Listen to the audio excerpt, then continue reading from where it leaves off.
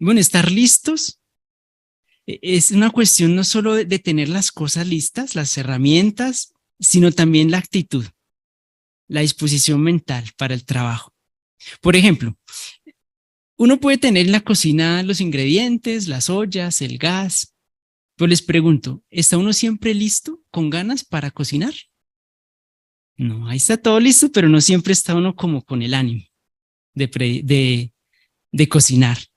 O quizá uno tiene la idea de hacer algún ejercicio y a lo mejor tiene los tenis, bueno, piensa uno en la ropa, las cosas que necesita para la actividad, pone uno hasta la alarma, pero llega el momento y aunque todo está preparado, quizá la mente no está lista, el cuerpo no está listo. Entonces, estar listos para ayudar tiene que ver con no solo tener las herramientas, el maletín, la corbatica, el horario, sino la actitud correcta. De eso habla el texto de Efesios 6:15. Efesios 6:15.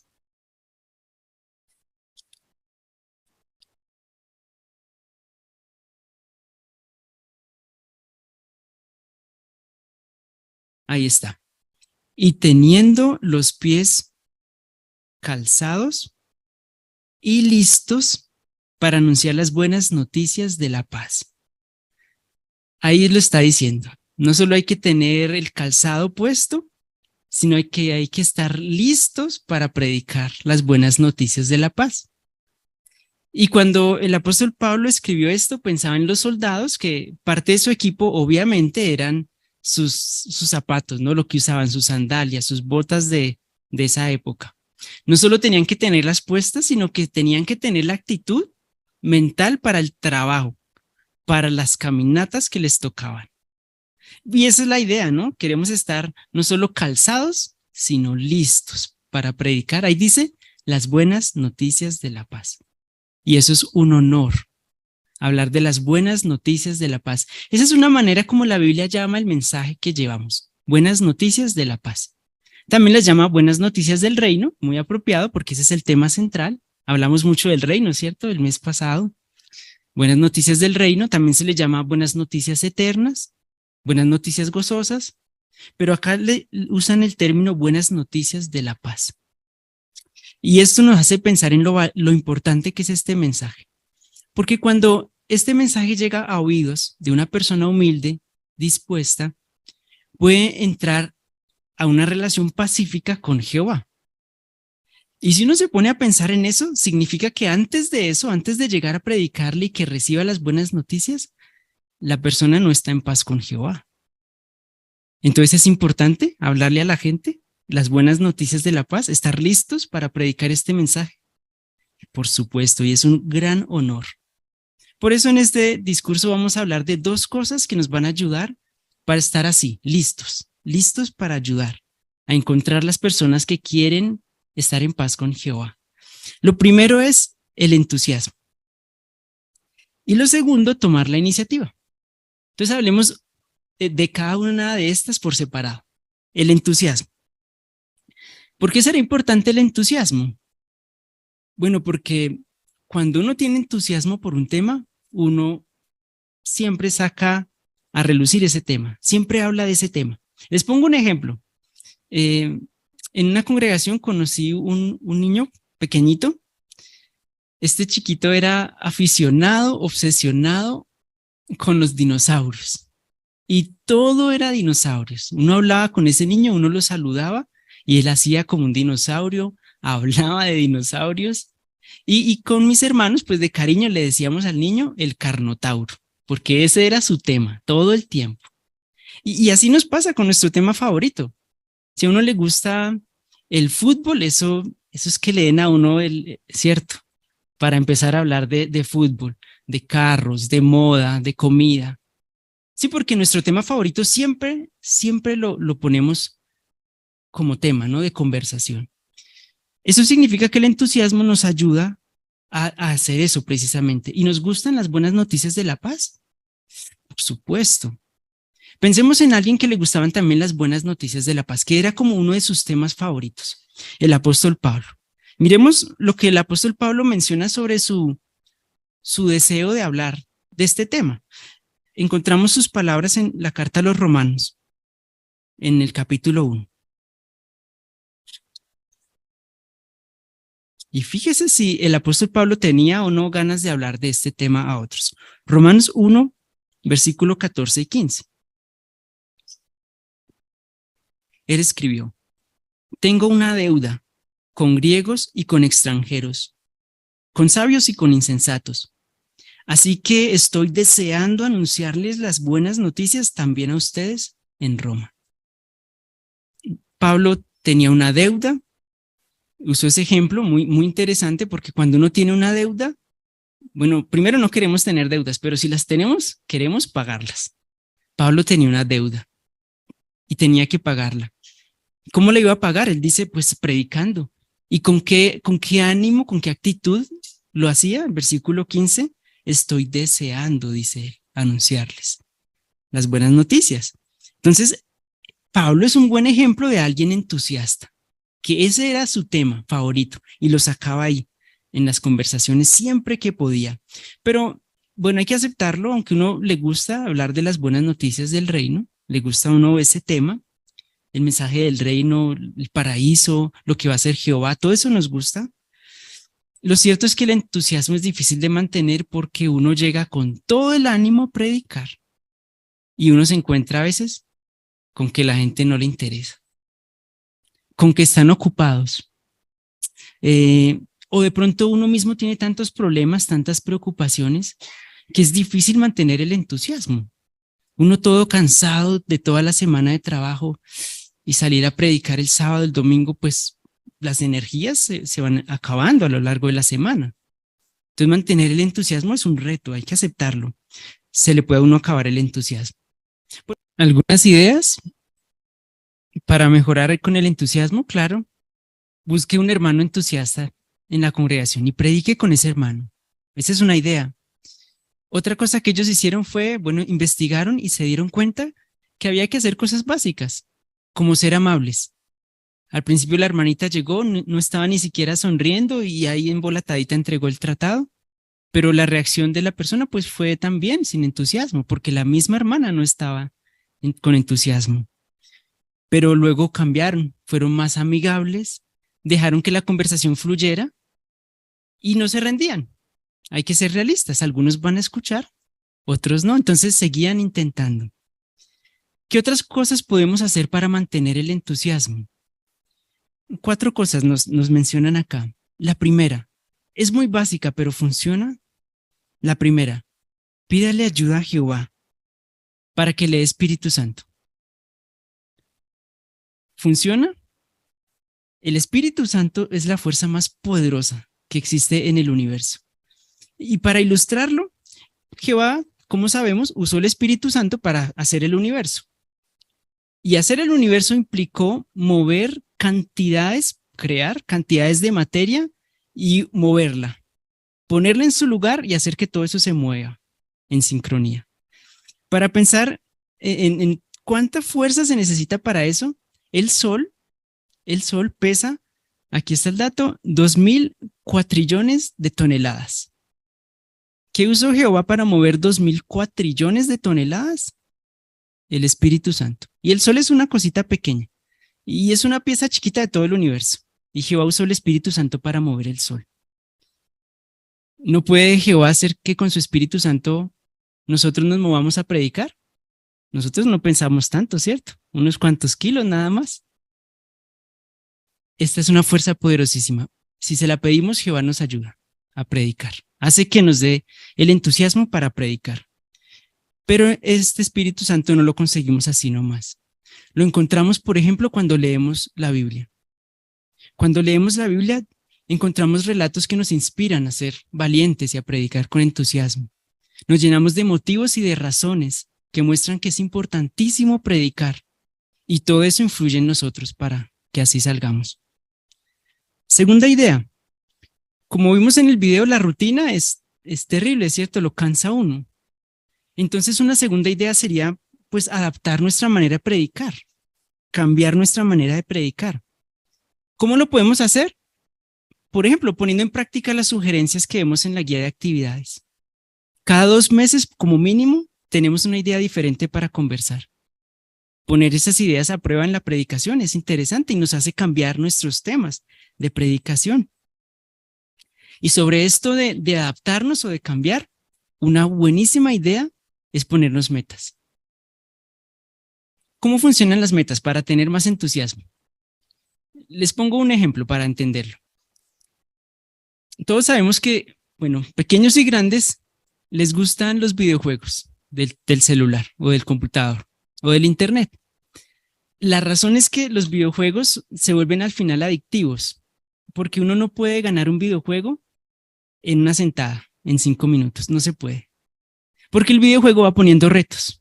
Entonces usted pasó un nivel, el nivel 1, y ahora viene el nivel 2, y luego el 3 y el 4, y hay que desbloquear cosas aquí, descubrir cosas allá. Eso se demora un montón de tiempo. Pero la idea es esta: los retos, las metas que ponen en el videojuego hacen que uno se enganche en la actividad de pasarlo.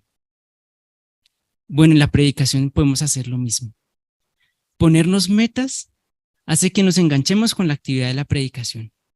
Esos retos hacen que queramos dar más a Jehová. ¿Y cuáles podrían ser esos retos, como esos niveles en la predicación? Bueno, podría ser hacer revisitas, por ejemplo. Si no hago revisitas, entonces un reto podría ser, hagamos una revisita, una. Si, por ejemplo, no hemos mostrado videos, podría ser, bueno, pues intentemos poner un video. ¿O qué tal ofrecer un curso de la Biblia?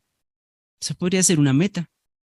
Ese sería otro nivel, ¿cierto? Bien avanzado, pero eso nos hace disfrutar la predicación.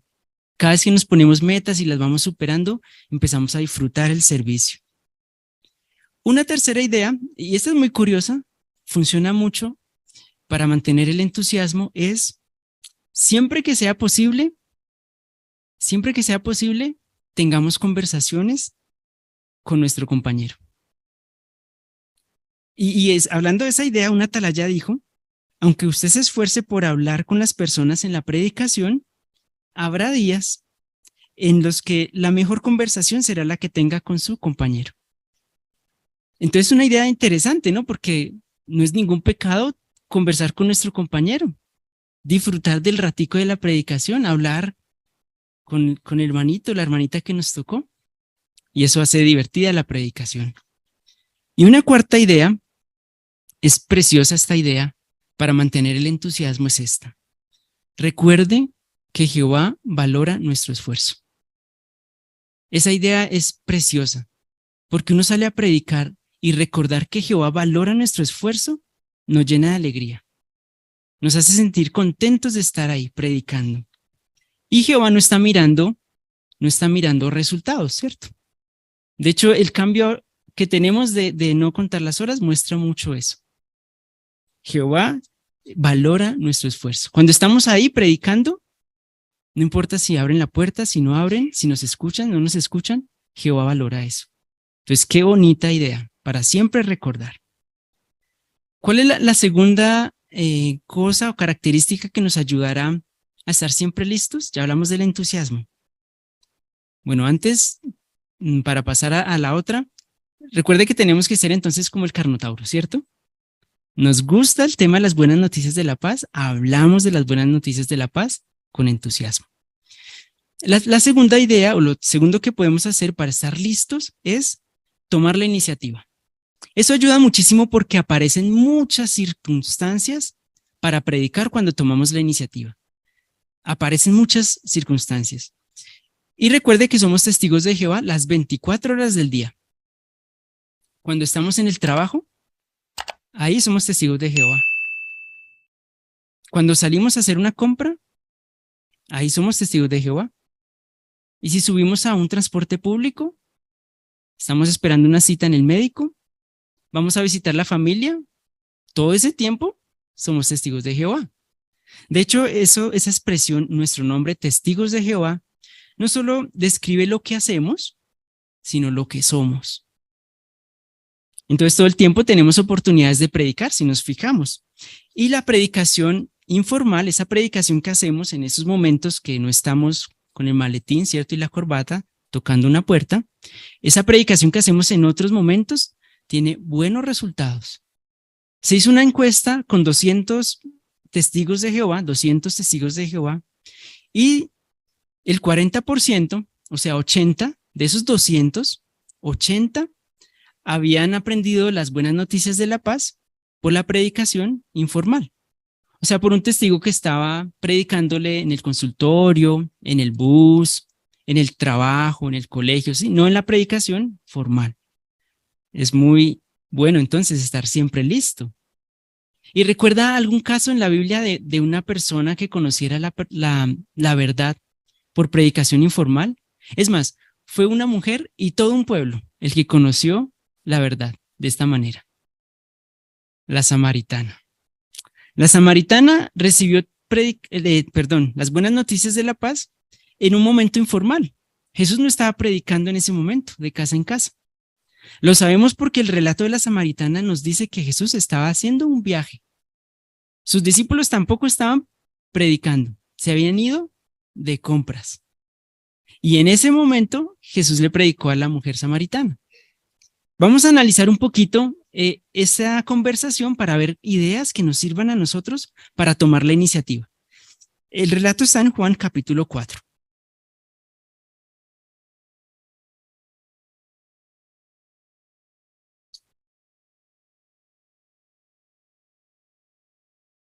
Versículo 6. En eso llegó una mujer de Samaria a sacar agua. Jesús le dijo, dame de beber. El versículo 8 dice, sus discípulos habían ido a la ciudad a comprar alimentos. Perdón, les leí mal, ¿cierto? El 6, 4, 6. Perdón, el 6. De hecho, allí estaba el pozo de Jacob y Jesús, que estaba cansado del viaje, se sentó junto al pozo. Era alrededor de la hora sexta. Bueno, el 7 y el 8 ya lo leímos, ¿cierto? Lecciones de cómo comienza la conversación, lecciones.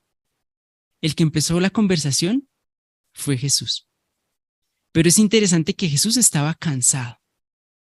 ¿Usted puede imaginarse qué significa o qué tan cansado estaría Jesús? Jesús era un ser humano perfecto, su cuerpo era perfecto, su salud era perfecta, sus fuerzas eran las de un ser humano perfecto, pero la Biblia dice ahí estaba cansado, cansado del viaje, tanto que él no tenía el ánimo de ir a hacer las compras, sino mandó a sus discípulos, estaba cansado, rendido. ¿Lecciones para nosotros? Puede que estemos cansados, pero esté la oportunidad ahí de predicar. ¿Qué podemos hacer como hizo el Señor Jesucristo? Bueno, pedirle a Jehová que nos dé fuerzas. Recuerde, el Espíritu Santo puede ayudarnos con fuerzas. Y entonces empezar la conversación, empezar nosotros la conversación. ¿Y cómo la comenzó él? Pidiendo algo de tomar. Pero él no dijo, mujer, quería hacerte una pregunta. Bueno, ya que estamos acá, ¿no? ¿Cómo se identificaría el Mesías? ¿Tú sabes? ¿O tú te has preguntado por qué hay tantas religiones? Bueno, pudieron haber sido temas interesantes que luego surgieron en la conversación, pero Jesús comenzó diciendo, dame de beber.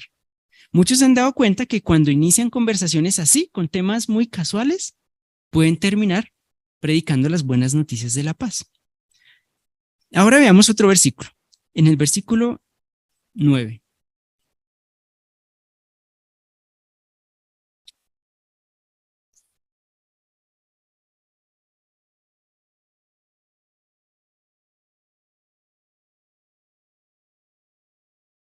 Pero la samaritana le preguntó, ¿cómo es que tú, que eres judío, me pides agua a mí, que soy samaritana? Y explica el apóstol Juan por qué los judíos no tienen trato con los samaritanos. Jesús estaba ahí sentado, cansado, venía la samaritana y él pudo haber pensado en todo todo lo negativo, todo lo que podía haber salido mal en la conversación. Pudo haber pensado, uno, ella es mujer, generalmente hombres y mujeres no se hablan así en público, en esta cultura. Ella es samaritana, los samaritanos tienen su religión.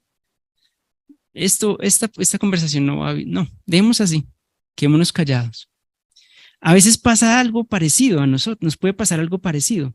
Tenemos ahí la oportunidad, pero empezamos a juzgar y a imaginarnos todo lo peor. No, no me van a escuchar. No, esos muchachos de ahora no les pregunté, ellos no contestan nada, qué pereza. No, esa señora se ve que es como muy religiosa, ya está, trae su librito ahí de oraciones, no, esto no va a funcionar. Y aquí en el bus, no, ahorita empezamos es a discutir. Uno piensa todo lo peor, ¿cierto? Pero Jesús no pensó todo lo peor de la mujer, le dio la oportunidad. ¿Qué más aprendemos? Bueno, si está en la Biblia, tiene que pasar la hoja para llegar al versículo 25 y 26, pero está en el teléfono, tiene que bajar bastante, lo que significa que la conversación duró un ratico, un buen rato, hasta que llegamos a lo que dice el versículo 25 y 26. La mujer le dijo, yo sé que va a venir el Mesías, al que llaman Cristo. Cuando Él venga, nos lo explicará todo. Jesús le contestó, ese soy yo, el que está hablando contigo. La lección, Jesús fue paciente, dejó que la conversación fuera fluyendo, ¿no? Pasara incluso con varios temas. Y ya al final entonces dijo que Él era el Mesías, al final de la conversación. Lo mismo podemos hacer nosotros. No acelerarnos, no afanarnos a entregar de una vez las buenas noticias de la paz, sino dejar que la conversación fluya de manera natural hasta llegar al momento más adecuado. Todos nos equivocamos a veces cuando predicamos informalmente. Bueno, además de llamar la Biblia a las noticias que llevamos buenas noticias de la paz, también las llama las buenas noticias eternas, porque van a durar para siempre. Vamos a leer un versículo que habla de un último punto interesante de este discurso. Es Apocalipsis 14:6. Ahí se mencionan las buenas noticias con otro nombre. Apocalipsis 14:6.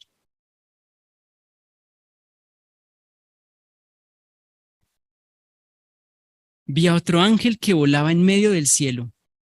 Tenía buenas noticias eternas que anunciarles a los que viven en la tierra, a toda nación, tribu, lengua y pueblo. Aquí se le llama al mensaje que llevamos buenas noticias eternas. Van a durar para siempre. Pero ¿se da cuenta quién está pendiente del trabajo de llevar las buenas noticias eternas o las buenas noticias de la paz? Los ángeles nos dirigen. Pero los ángeles solo van a dirigir a los publicadores que estén calzados y listos para predicar. Si los ángeles ven que tenemos entusiasmo y que estamos tomando la iniciativa, pueden guiarnos a un merecedor, pueden guiarnos a una persona que quiera escuchar, pero no nos van a mandar a la guerra si no estamos calzados y listos. En conclusión, el último punto de este discurso es eso. Tenemos que poner de nuestra parte con el entusiasmo y tomando la iniciativa para que así los ángeles nos pongan trabajo que hacer. Si lo hacemos, entonces tendremos el honor de encontrar personas dispuestas que recibirán con humildad el mensaje de las buenas noticias. Y eso será para nosotros un gran orgullo. Pero aún si no encontráramos a alguien, Jehová valora nuestros esfuerzos.